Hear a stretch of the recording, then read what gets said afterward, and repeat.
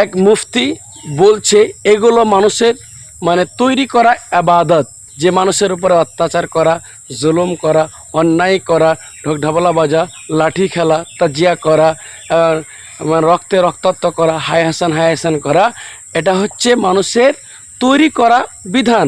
এটা রসুলের তৈরি করা বিধান নয়, আল্লাহর তৈরি করা বিধান নয়, এটা মানুষ তৈরি করেছেন। তাই আমি আপনাদেরকে বলবো, শেষ কথা, যে আমাদেরকে এগুলো কাজ থেকে বিরত থাকতে হবে। এটা সম্মানিত মাস, এই মাসে আমাদেরকে কথাগুলো মানুষের তিতা লাগতে পারে, গায়ে লাগতে পারে, লাগুক, কোনো সমস্যা নেই।